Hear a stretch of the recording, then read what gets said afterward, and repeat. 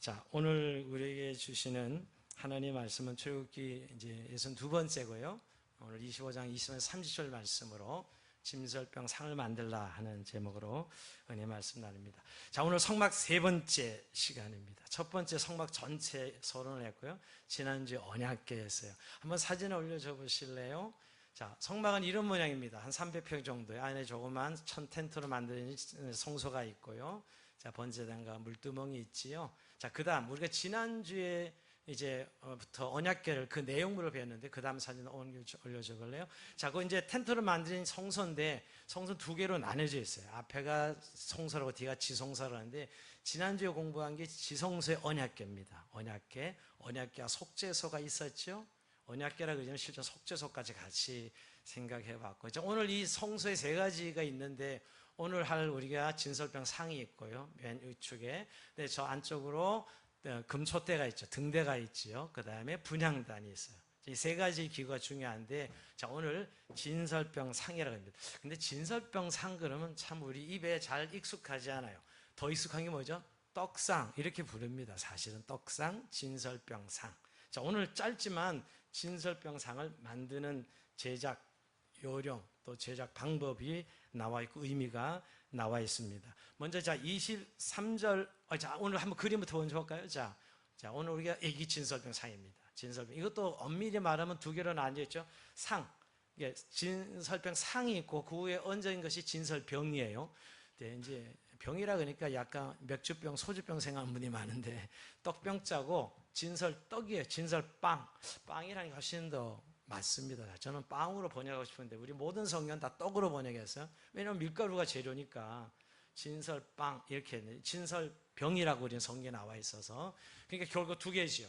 그러니까 상이 있고 위에 떡이 12개가 있습니다. 그죠? 좌우로 6개, 6개인데 사실 저 6개, 12개가 된 이유가 뭘까요?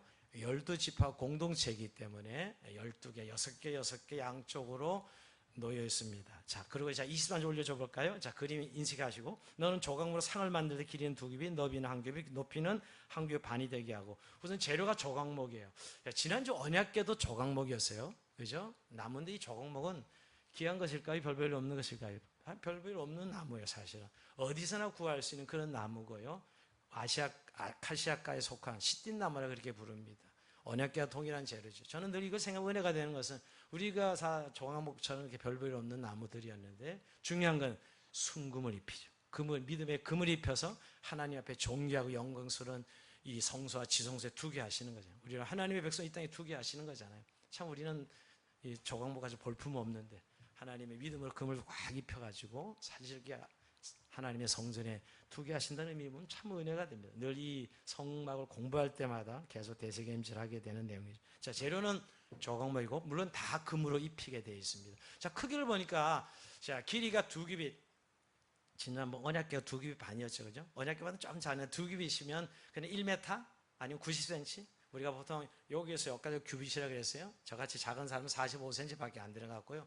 50cm, 60cm 있는데 그냥 보통 50cm로 평균치 치면 1m 되죠. 1m 정도가 되죠. 너비는 한 규빗이니까 50cm 정도, 45cm 정도가 돼요. 자, 1m 5cm가 언약궤보다는 좀 약간 더 작지요. 그리고 높이가 사실은 한 규빗 반이야. 75cm라면 이 정도면 제 무릎 위에 올라오는 정도, 그 정도 만들게 됐어요. 자, 그러니까 이 그림 크기랑 비슷하고 볼 수 있는데요.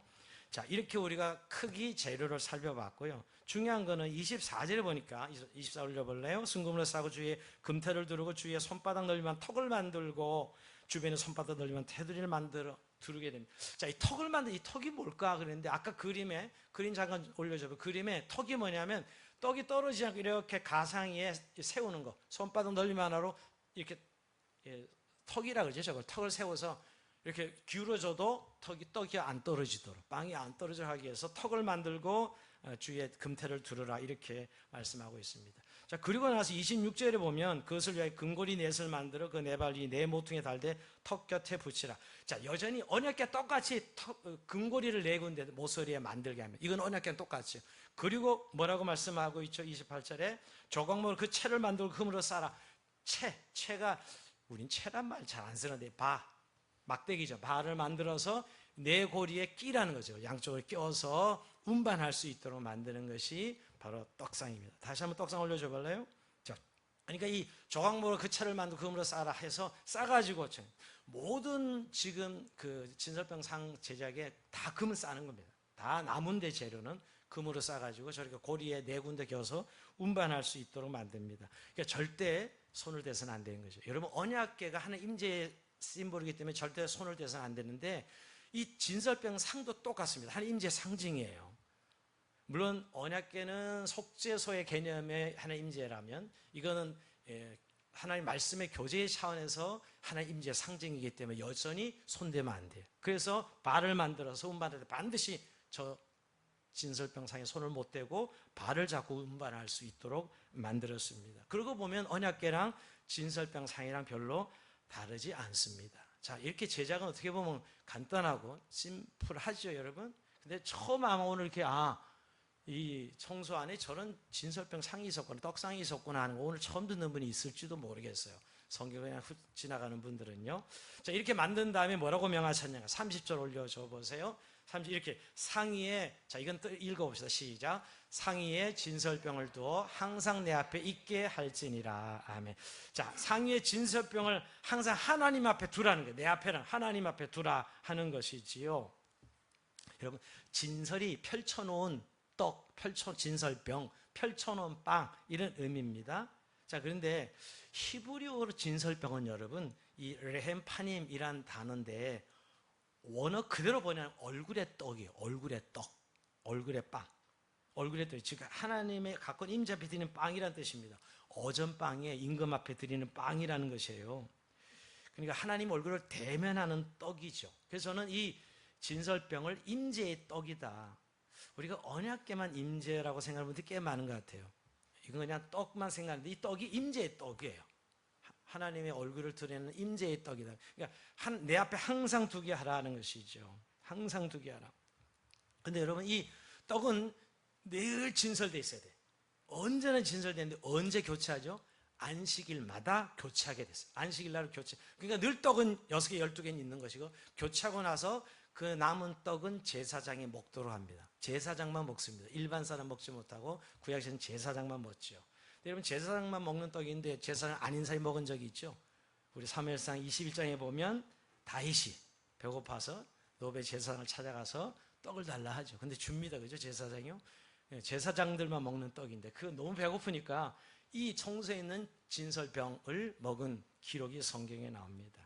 자, 이 진설병, 이 빵을 먹는 것은 하나님 임재 안에 들어가는 것을 의미해요. 하나님의 교제를 의미합니다. 그러니까 하나님 앞에 차려놓은 떡인데 하나님과 마주 앉아 있다는 이런 의미를 가져요. 하나님 임재의 떡이거든요. 그 앞에 제사장들이 있는 거 아니에요? 하나님과 마주보고 있는 그런 의미의 심볼이 바로 이 진설병 떡입니다.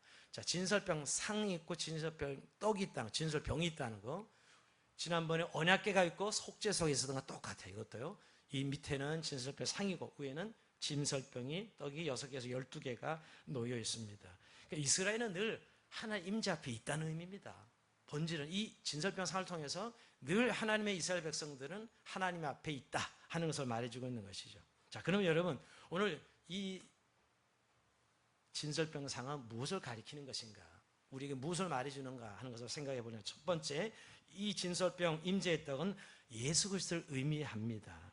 자, 물론 이 앞에 진설해 놓은 이 떡이 오늘 신약이 오실 예수님을 예표하는 떡이라는 거예요. 여러분, 예수님 이걸 너무나 잘 아시고 요한복음 6장 35절 이렇게 말씀합니다. 예수께서 이르시되 나는 생명의 떡이니 그랬습니다. 예수님이 이걸 만나를 생각하시고 이걸 생각하시면서 말씀하신 거예요. 나는 생명의 떡이니 내게 오는 자는 결코 줄이지 아니하리라. 더해 나를 믿는 자 영원히 목마르지 아니하니라. 결국 이 진설되어 있는 이 떡과 빵은, 이 빵은 예수님이에요. 예수님, 생명의 예수님이죠. 여러분, 떡은 우리가 밥이라는 게 더 우리는 더 편하죠. 일용할 양식이요. 밥을 먹어야 우리의 생명이 유지됩니다. 그죠? 여러분, 밥을 먹지 않으면 생명이 유지될 수 없어요. 그러니까 생명을 유지하는 일용할 양식에 대한 대표적인 단어가 떡인데, 그 떡을 먹는 자는 생명을 부여받고 생명을 유지하고 영원히 줄이지 않죠. 그래서 그 예수님이 2000년 오신 예수님이 육신으로 오시는 그것이 생명의 떡이라는 거예요. 요한복음 6장 58절에도 여러분 그렇게 말씀하셨어요. 이것은 하늘에서 내려온 떡이니 조상들 먹고도 죽은 것 같지 아니하면 이 떡을 먹는 자는 영원히 살리라.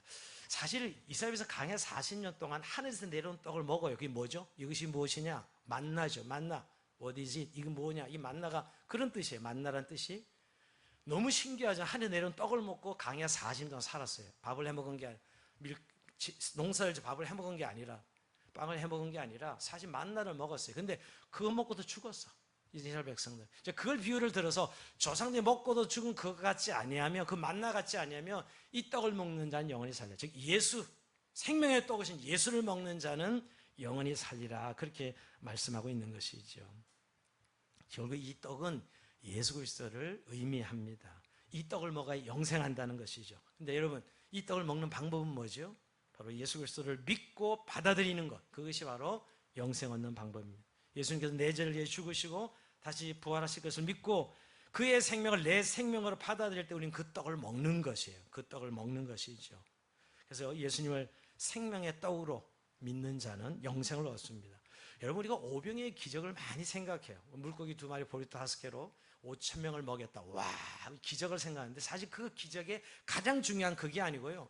제일 먼저 예수님이 하고 싶었던 그 기적의 이 심볼은 결국 자신의 몸을 찢어서 영적으로 죽은 자들이 주심으로 그들을 살리는 생명의 떡이다. 그들이 굶주리는데 예수님이 나눠주시는 게서 이 생명의 떡을 나눠주는 거예요. 그래서 살리는 의미를 가지고 있는 메시아이심을 드러내는 표적과 기사입니다.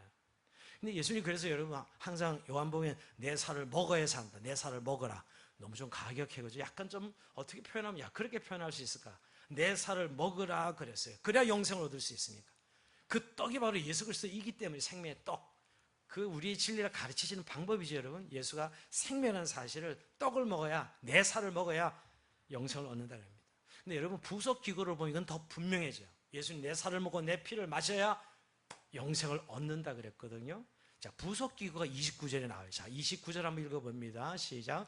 너는 대접과 숟가락과 병과 붓는 잔을 만들되 순금을 만들며 네 가지 부속 기구가 있어요. 여기는 아까 상도 있고 떡도 있지만 네 가지 부속 기구, 대접, 숟가락, 병, 잔에 올려보세요. 그림을. 자, 여기 오늘 대접은 나와 있지는 않습니다. 근데 학자들은 이 대접은 12개 떡을 두 줄로 진설한 데 사용된 큰 그릇일 것이다. 대접이라 표현하고 있으니까요. 두 번째 숟가락은 오목한 숟가락이 나오죠. 떡 위에 오목한 솥바닥모의 도구인데 숟가락은 유향을 세워놓는 도구로 쓰였고요. 병은 앞에 있죠. 포도주를 담는 병이 포도주 주전자예요. 병이라고 했지만 주전자로 생각하시면 되고 작은 요런 주전자고 그다음에 잔은 먹는 잔이죠. 제사장이 먹는 이 포도주를 먹는 잔. 자, 여기서 부속기가 왜 등장하죠? 포도주가 들어가요. 그러니까 진설병이 떡만 있는 게 아니라 포도주가 반드시 곁들여지게 전제가 들여지죠. 마지막 제사가 전제듯이. 그러니까 떡만 있는 게 아니라 빵만 있는 것이 아니라 포도주도 있다는 걸 기억해야 돼요. 그러니까 완벽해지는 거죠. 여러분 예수님께서 요한복음 6장 53절에 이렇게 말씀하십니다. 예수께서 이르시되 내가 진실로 진실로 얘기하노니 인자의 살을 먹지 아니하고 인자의 피를 마시지 아니하면 너희 속에 생명이 없느니라. 내 살을 먹고 내 피를 마시는 자는 영생을 가졌고 마지막 날 내가 그를 다시 살리리니 내 살은 참된 양식이요 내 피는 참된 음료로다. 내 살을 먹고 내 피를 마시는 자는 내 안에 거하고 나도 그의 안에 거하나니. 자, 여기서 부속기구를 보면 더 분명해져요. 이 떡이 예수님의 생명이고 이 포도주가 예수님의 피를 의미하는 거예요. 그러니까 내 살을 먹고 내 피를 먹어야 된다. 그 떡이 바로 예수님의 살을 상징하는 것이고 이 포도주가 예수님의 피를 상징하는 거죠. 이렇게 성찬식을 해서 떡과 잔을 드는 이유도 바로 그 때문이에요. 자, 결국 내 살을 먹고 내 피를 마시는 자가 생명을 얻는 것이지요. 여러분 결국에서 이 진설병 임재의 떡은 바로 예수 그리스도를 나타내는 것이에요. 예수 그리스도. 근데 여러분 그 예수 그리스도의 생명을 얻는 자는 그러면 어떻게 우리가 그 생명의 풍성함을 누려야 될까요? 생명은 영원한 것인데 여러분 그 생명을 누리려면 결국 우리가 하나님 말씀 안에 거하고 말씀대로 살아내야 되죠. 그래서 이 진설병은 예수 그리스도인 동시에 하나님의 말씀입니다. 다시 한번 진설병은 예수 그리스도인 동시에 또한 하나님의 말씀이에요. 여러분 예수님께서 이 땅에 오실 때 이렇게 성경을 표현하고 있어요. 요한복음 1장 14절 말씀이 육신이 우리 가운데 거하셨다. 우리 가운데 오셨다. 말씀이 육신이 우리 가운데 오셨다. 즉 예수님은 말씀이 육신이 되신 분이에요. 또 육신은 그 뭐예요? 하나님의 말씀이죠. 이거 굉장히 중요한 이야기예요. 이게 무슨 철학 워드 플레이가 아니라 예수님이 육체로 오시는 그 육신이 하나님의 말씀으로 오셨다는 것이죠. 그래서 우리 가운데 거하시면 우리가 그 영광을 보니 아버지의 독생자 영광 은혜의 진리가 충만하더라. 결국 진설병은 하나님 말씀이라는 거예요. 즉 우리를 매일 영적으로 살아내게 하는 영의 양식으로 이 진설병을 주셨다는 것입니다. 여러분, 그래서 구약의 이스라엘 백성 만나로 40년 살게 하신 것이 샘플이었어요. 그러나 샘플이었지 진짜 그 만나로 사는 건 아닌 거였어요. 결국 그 만나는 뭘 의미했죠? 하나님 말씀이었어요. 자, 그래서 신명기 8장 3절 볼까요? 너를 낮추시며 너를 줄이게 하시며 또 너를 알지 못하며 내 조상도 알지 못한 만나를 내게 먹이신 것은 사람이 떡으로만 사는 것이 아니요 여호와 입에서는 모든 말씀으로 사는 줄 네게 알게 하려 함이라. 여러분, 신명기 8장 3절 이렇게 말. 그러니까 결국 만나를 먹여주시면서 그것을 비유를 통해서 너희가 하나님 말씀으로 사는 거야. 사는 이유, 살아가는. 우리가 육체는 떡을 먹어야 돼요. 밥을 반드시 먹어야 우리의 생명 유지돼. 육신의 생명은 유지돼. 영의 생명은, 영적인 우리의 생명은 영의 양식을 먹어야 되는 거예요. 그 영의 양식이 뭐냐고? 하나님 말씀이죠, 여러분. 그래서 우리의 영이 살고 꼭 성장합니다. 여러분, 아기들이 태어나면 엄마도 알아보고 뭐 이런 게 아니에요. 전혀 모릅니다. 그냥 피덩이처럼 나오는데 엄마 품에서 젖을 먹으면서 그가 배우기 시작하죠. 성장하고 자랍니다. 어머니가 젖을 주고 어머니가 밥을 줌으로 그가 성장하고 자라죠. 그것처럼 우리가 예수의 생명을 얻었어요. 근데 그 생명 얻은 우리들이 예수 안에서 성장하려면 계속 영의 양식을 먹어야 된다는 거예요. 공급받아야 된다는 것이에요. 그러지 않으면 하나님의 삶으로 성장할 수 없습니다. 여러분, 참 우리가 이 부분을 예수의 생명을 얻었다고 말하기는 한데 난 맨날 영의 양식을 공급받아서 늘 성장하고 있는가. 그래서 베드로 전서 2장 2절에 보면 이렇게 말씀하고 있습니다. 갓난아기 이들같이 순전하고 신령한 젖을 사모하라. 순전 신령한 젖이 뭐예요? 하나님의 말씀이죠. 하나님 영의 양식을 늘 사모해야 돼. 이는 그로 말면 너희로 구원에 이르도록 자라게 하려 함이라. 그 영의 양식을 먹어야 너희가 자랄 수 있다. 영적인 생명 그렇게 자라는 것이죠. 우리 중에 이상하게 영적 성장이 잘 안 된다고 느끼는 분도 있죠. 교회는 계속 출석하는데 사실 하나님 말씀을 먹지 않기 때문이에요. 정말 영의 양식을 레마의 말씀으로 먹지 못하기 때문입니다. 근데 여러분, 이게 왜 중요하냐면 이 하나님의 말씀 영의 양식을 먹는 사람이 결국 의인이고 복된 인생이에요. 여러분, 시편 150편을 가름하는 대표적인 시편 1편이죠. 근데 처음에 복 있는 자는, 복 있는 사람에게 시작합니다. 악인들의 길을 쫓지 아니하며 죄인들의 길에 서지 아니하며 오만한 자리에 앉지 아니하며 중요한 건 오직 여 율법을 즐거워하며 그 율법을 죄로 묵상하는 자로다 그랬어요. 결국 복이 어디서 오냐면요, 그 율법을 즐거워하고 묵상하는 자가 그 복을 누리는 거예요. 의인과 악인이 어떻게 구별되는 거예요? 의인은 하나님 말씀을 삼하고 먹는 자들이에요. 악인은 그렇지 아니한 자들이고, 여러분, 결국 하나님 말씀 영의 양식을 먹느냐 안 먹느냐에 따라 인생이 갈라지는 거예요. 쫙 두 갈래로 갈라지는 것이죠. 우리의 복이 뭐냐? 하나님 말씀을 늘 먹는 삶, 공급받는 삶이죠. 그리고 이 영의 양식을 통해서 매일 우리의 삶을 인도하시겠다고 약속하셨어요. 시편 119편 105절 보면 주의 말씀은 내 발의 등이요 내 길의 빛이니이다. 결국 하나님 말씀 우리의 인생길을 빛이 인도하신다는 거예요. 내 길의 등이요 내 길의 빛이니이다. 여러분, 어두운 길 갈 때 등과 빛 없이는 절대 걸어갈 수 없어요. 여러분, 하나님 말씀으로 우리의 걸음을 인도하시겠다는 것이죠. 우리가 자꾸 헤매는 이유는, 여러분, 인생이 어디로 가야 될지 무엇을 해야 될지 모르는 이유는 하나님의 말씀이 우리가 없기 때문이에요. 하나님 말씀이 계속 우리를 인도해 가시는 영의 양식의 공급이 있어야 되는 것이죠. 여러분, 그러면서 지금 오늘날 저는 이렇게 교회가 많고 뭐 인터넷 들어가면 설교가 이렇게 많고 성경책이 뭐 몇 가지 버전으로 번역이 되고 책이 나오고 하는데도 저는 지금 오늘 말씀이 기근이라고 생각합니다. 어떻게 보면 우리가 정말 육신을 위해서 먹는 양식, 우리가 맛있는 음식에 먹는 게 대단히 중요하고, 또 요새 이 미학이 발달해가지고 이 미각으로 행복해지려는 사람이 너무 많은 것 같아요. 건강을 생각하고 우리가 육을 건강하게 살면 그렇게 신경 써야 되죠. 여러분. 근데 여러분, 우리 영적인 삶도 이렇게 우리가 말씀에 대한 태도로 가져야 된다는 것이에요. 영의 양식을 정말 삼하고 사랑해야 되는 것이죠.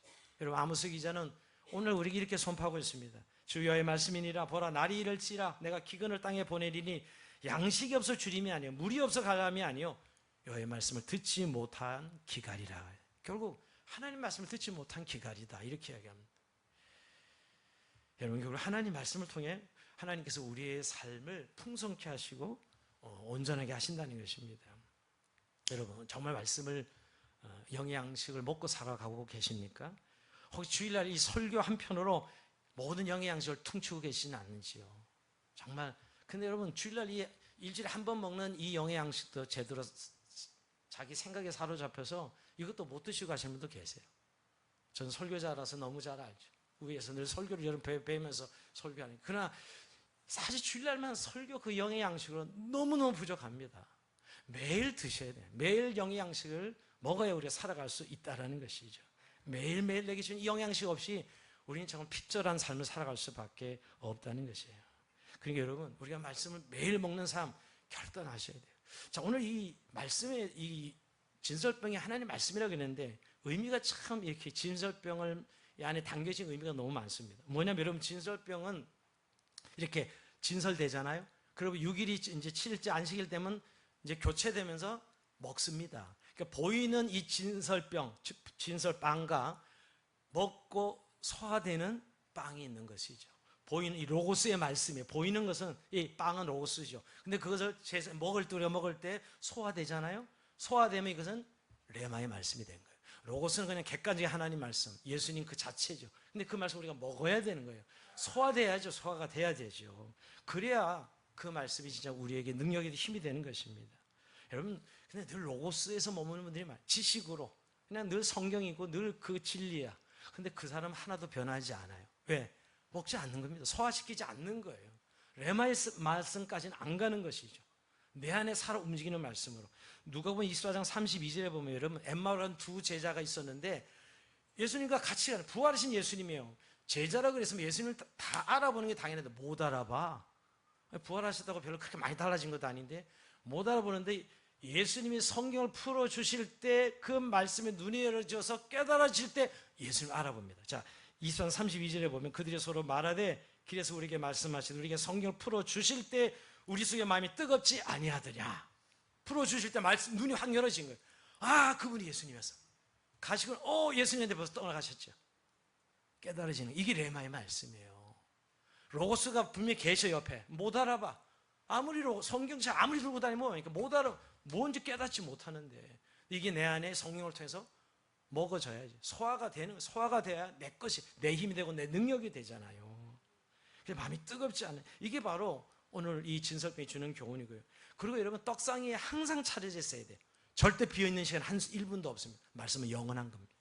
말씀이 영원하다는 건 매일 먹고 항상 진설되어 있어야지 어느 순간 비어있으면 안 됩니다. 그래 바로 교체되기 하지만 계속 있는 거죠. 말씀의 영원성을 말하는 것이고요. 또 하나 특이한 것은 진설병은 물에 반죽하는 게 아니라 기름에 반죽합니다.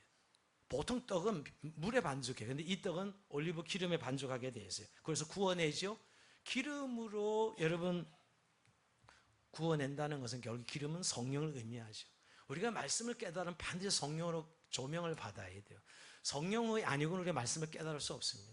우리가 성경 많이 보는데도 어떤 분들은 너무 성경을 그냥 하나의 역사책, 과학책, 지식 이상 이하로 더 이상 이게 해석이 안 되는 분들을 봅니다.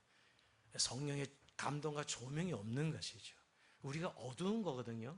우리의 눈이 어두워서 성령에 밝혀주셔야 이 진리가 확 드러나는 거예요. 여러분, 어두운데 빛이 확 들어가면 그 모든 전말이 다 드러나죠. 성령이 그런 역할을 하는 거예요. 성령이 우리에 임해야 확 이 세계가 어디로부터 시작해서 어디로 가며 우리 어떤 삶이 하나님 앞에 영광이 되는지 알 수 있지요. 이게 그래서 기름으로 구워냈다고 표현해요. 또 하나는 누룩을 넣지 않아요. 이런 빵은 누룩을 넣어야 맛있습니다. 우리가 이스트죠. 이 효소를 넣어서 잘 부풀려야 되는데 그냥 전혀 첨가하지 않고 그냥 순수한 밀가루로 만듭니다. 다른 것이 섞이지 않도록 순결하도록. 뭐냐면 이게 말씀에 우리의 탐욕과 죄가 들어가면 말씀이 해석이 안 돼요. 말씀이 우리 은혜가 안 됩니다. 우리 욕망을 담고 성경을 보잖아요. 성경이 보여지지 않습니다. 우리의 탐심, 우리의 감정이 아니라 순전히 말씀은 말씀으로 해석하고 말씀으로 봐야 되는 것이죠. 그게 오늘 누룩을 넣지 않는 의미고요. 또 하나는 안식을 막 갈아엎어요. 늘 안식을 새로 공급돼야 된다. 한 번 먹으면 그만이 아니에요. 늘 먹어야 되는 것이죠. 여러분, 밥은 평생 우리가 살아있는 계속 먹어야 됩니다. 이 지겨운 밥, 그런 사람이 있어요? 먹어야 사는데. 마찬가지로 하나님 말씀도 평생 먹어야 되는 거예요. 근데 우리는 뭐 부흥회 한번 하고 무슨 성경 공부 한번 하고 제자훈련 한번 하면 끝, 설교 한번 들으면 끝. 이게 아니에요. 사실 늘 먹는 양식이 되는 것이에요. 여러분, 한번 결단하면 좋겠어요. 우리가 늘 하나님 임재를 사모하는데 그 임재는 결국 말씀 안에 거하는 것입니다. 그리고 우리가 늘 풍성한 삶을 늘 우리가 하나님 앞에 그렇게 원하는데 결국 말씀이 내 안에 레마의 말씀으로 움직여 살아 역사해야 되는 것이죠. 매일 말씀을 가져옵시다. 아니 이렇게 한번 자기한테 약속해 보세요. 나는 아침에 영양소를 먹지 않고는 내 하루의 삶을 시작하지 않겠다. 이렇게 한번 좀 하루 종일 집에 있어야 되는 분도 계시겠네요. 이렇게 약속하면 큰일 나네. 직장 못 가겠는데. 내가 정말 하나님의 말씀을 먹지 않으면 하루를 시작하지 않겠다. 이런 정말 짧은 말씀이라 내 마음에 담겨지는 말씀. 그냥 읽고 후다닥 가는 게 아니라 내 안에 담겨져. 한 절이라도 하나님 말씀이 나를 그 말씀 곧 하나님 예수 그리스도이시잖아요. 여러분 정말 하나님 말씀이 여러분이 주님과의 동행이 있고 주님의 임재가 있으면 역사인 걸 믿으시고 매일 말씀을 가져오는 역사이길 주의 이름으로 축복합니다. 자, 마지막 세 번째 여러분 진설병은 교제의 떡입니다. 교제의 떡. 따라합시다. 교제의 떡. 여러분 여기서 오늘 제가 아까 진설병 상이 있고 떡이 있다 이 두 가지로 구분이 되는데 여러분 자 우리가 상에 차려진 이 떡을 먹는 거 아니겠어요? 떡상이 있습니다. 여러분 여기 중요하면 떡은 반드시 상 위에 쓰는 떡을 먹게 돼 있어요.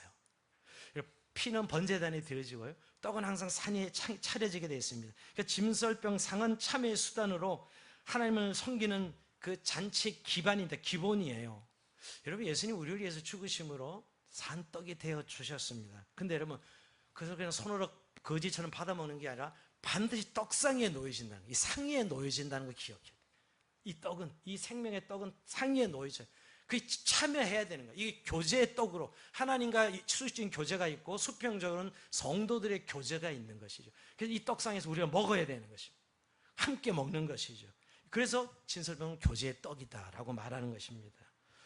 그래서 반드시 상이 차려지는데 그 상을 차리는 것이 잔치요, 예배요, 우리가 함께 성찬식을 하는 것이고요. 공동체에 함께 참여하는 상이 되는 거죠. 여러분 예수님께서 다윗이 그 고통과 어려움 속에 있을 때 시편 23편을 노래했는데 하나님이 다윗을 어떻게 위로하셨죠? 시편 23편 5절 한번 읽어볼까요? 시작. 주께서 내 온수의 목전에서 내게 상을 차려주시고 이 상을 차려주다니까 프라이즈에서 이 상 받는 건 멸류관 생각한 분들 많죠? 이 상은 밥상을 말하는 거예요. 원수의 목자 하나님께서 밥상을 차려주고 밥을 차려주었다 이 말이에요. 격려하고 축복한다는 말이 하나님과 교제를 의미해요. 하나님 임재가 있었다는 거예요. 여러분 이 밥상은 성경에서 하나님 임재를 의미해요. 떡상에서 하나님과 함께하는 것이죠. 내가 원수의 목자에 상을 베푸시고 했다는 것이죠. 상을 차려주신다는 것이죠. 결국 이 떡상이라는 건 하나님과의 수직적인 교제, 수평적 성도와 함께 공동체 교제를 의미해요. 그래서 우리가 예수 믿기는 개인으로 믿었는데 항상 공동체의 존재, 교회의 양식으로 존재한다고 우리가요. 이 떡상에 같이 먹게 돼 있어요. 개인으로 먹지 아니하고 이 떡상. 그래서 이 진설병 상은 결국 교제의 떡이 되는 것이죠. 그래서 우리가 성찬식 우리가 늘 예수의 피와 살을 결국 이 잔과 떡을 대면서 그 상제가 먹잖아요. 그런데 중요한 이 상 얼마나 항상 세상 성창사 체리죠. 그 성창상이 우리가 함께 참여하는 상이라는 거예요. 참여하는 거죠. 고린도서 10장 16절에 보면 우리가 축복하는 바 축복의 잔은 그리스도의 피에 참여함이 아니며 우리가 떼는 떡은 그리스도의 몸에 참여함이 아니냐. 떡이 하나요. 많은 우리가 한 몸이 있는 우리가 다 한 떡에 참여하며. 그러니까 성찬식에서 우리가 떡을 떼면 이 상의 떡을 떼면서 한 하나님, 한 주님, 한 성령 살아가는 하나님의 한 가족인 걸 확인하는 거예요. 개인적으로 먹지 않아요, 여러분. 그러니까 이 진설병 상에 떡이 올려져 있는 의미가 그런 의미예요. 교제의 상, 함께하는 의미의 상이라는 것이에요. 동일한 신앙 고백으로 한 가족이 되어서 우리가 함께하는 거죠. 그래서 여러분 성찬식이 그런 의미에서 중요한 의미를 담고 늘 반복해서 사실 초대교회는 매주마다 했던 게 성찬식. 그 예수 그리스도가 우리에게 베푸는 은혜가 무엇인지를 알려주고 또 은혜를 누리는 수단이 성찬이거든요. 그리고 늘 성도들이 모이면 그 성찬을 통해서 함께 교제의 떡을 나누는 것이죠. 여러분 오늘 말씀을 정리하면서 여러분 우리에게 정말 이 오늘 진설병 상을 만들려고 그랬을 때 오늘 우리 신학적 의미로 우린 진설병 상을 정말 가지고 있는지요. 그런 임재의 떡상, 임재의 떡을 우리가 가지고 있는지요. 하나님이 함께하는 임재의 떡.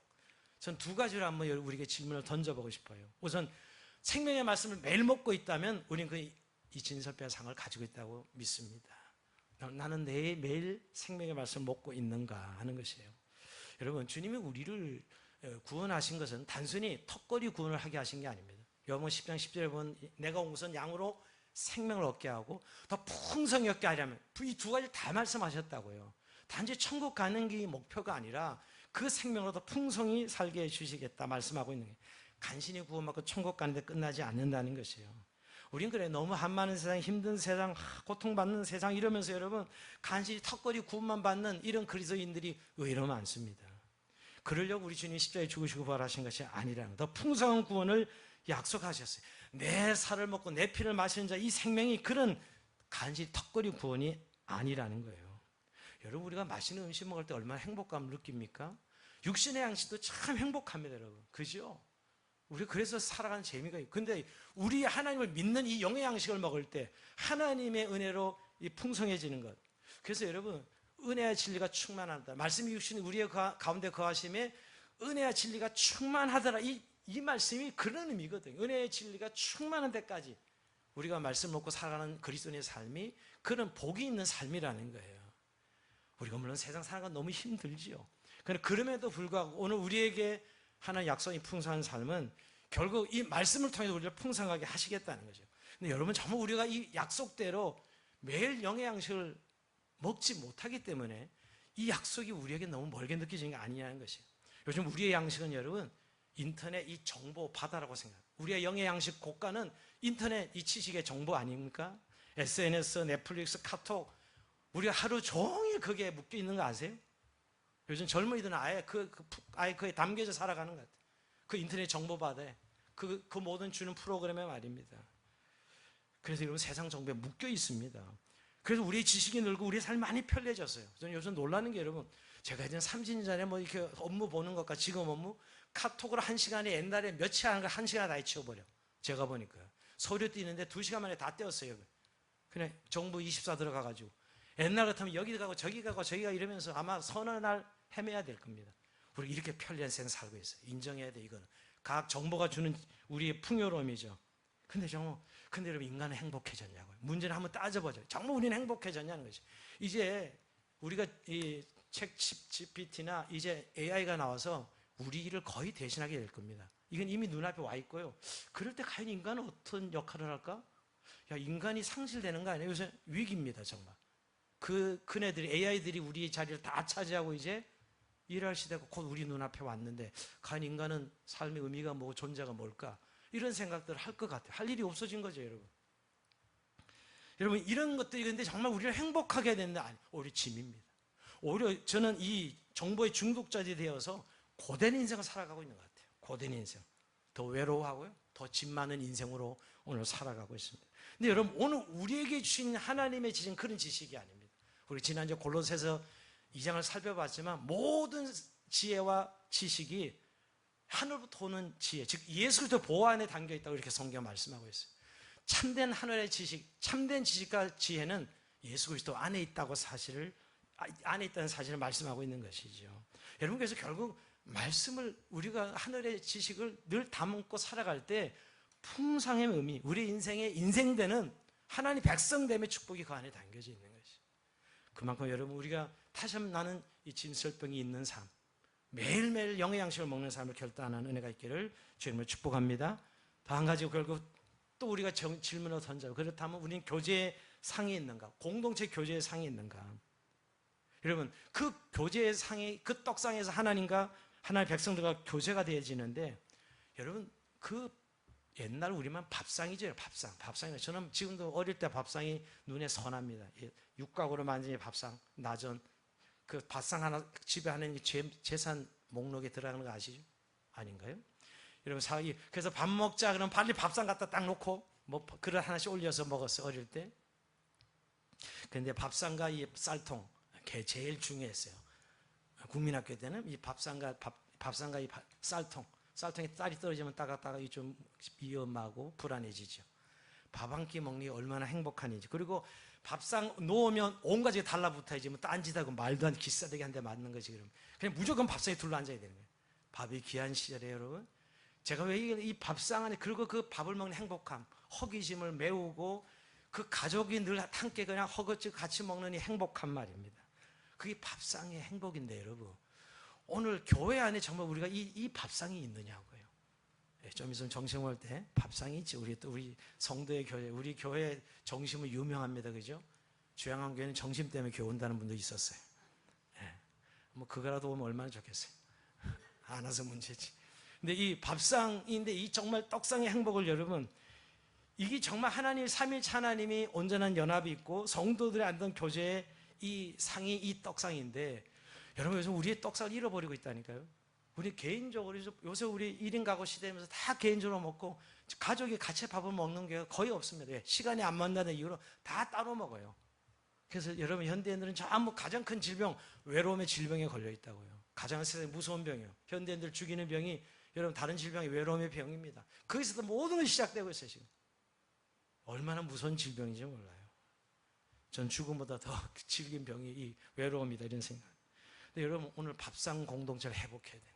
결국은 진설별상은 우리에게 이 공동체의 떡상을 회복하라는 것이에요. 여러분 주의 형제가 함께 동감이 어찌 그리 아름다운지요, 그렇게 성경에 말씀하고 있고요. 여러분 성도의 정체성을 이야기할 때 성경 항상 성령 하나 되게 하심을 힘써 지키라. 너희는 이미 하나야. 하나 되게 하심 힘써 지키라고 말씀하고 있는 것이죠. 우리가 요즘 아침마다 저녁마다 사도행전 묵상하지 않습니까? 사도행전 20장에 그 사도 바울이 예루살렘에 가려고 그럴 때 3차 여행을 끝내고 환난과 결박이 기다려요. 그래서 성도들은 그 자기 선생님 바울에게 가지 말라고 눈물로 호소하죠. 사랑하니까. 그러면서 결국은 가긴 가야 돼. 왜? 그게 하나님의 부르심인데, 죽음이 기다려도 가야 되는 게 사도 바울의 부르심인데, 그때 그들이 막 목을 어겨잡고 무릎을 꿇고 기도하니라, 이런 말씀이 나와요. 몇 번 나옵니다. 저는 그 장면이 굉장히 너무너무 감동을 받았어요. 이게 성도의 삶이에요. 누군가 날 위해서 기대해주고 누군가 나를 사랑한다면 죽음의 길도 그렇게 무서운 길은 아니에요. 두렵지 않습니다. 누군가 나를 사랑해 준단 말이야. 그게 바로 예수님의 사랑이고, 여러분 또 우리의 형제자매의 사랑이죠. 그 교제의 상이 우리가 마땅히 있어야 된다는 거예요. 오늘 교회가 그 역할을 잃어버리면서 오늘 세상에서 버림받고 있는 겁니다. 교회는 그야말로 이 아름다운 교제의 떡상이 있는 곳이 교회여야 되는데 말입니다. 여러분 초대교회가 그 핍박 속에 로마를 무너뜨린 건 그 힘이거든요. 여러분 사도행전 2장 46절에 보면 이런 말씀이에요. 날마다 마음을 같이하여 성전에 모이기를 힘쓰고 집에서 떡을 떼며 기쁨과 순전한 마음으로 음식을 먹고 하나님을 찬미하며, 여러분 이게 바로 밥상 공동체거든요. 떡을 떼고 늘 모일 때마다 떡을 떼면서 성도의 교제를 나누고, 여러분 이게 바로 하나님과 온전한 연합이 그리스도의 연합으로 이어지는 것이죠. 행복한 교회는 이러면 별거 아닙니다. 이게 함께 떡상이 있는 교회, 함께 밥상을 나누는 교회입니다. 그래서 고민도 어려움도 나누고 함께 하는 것이죠.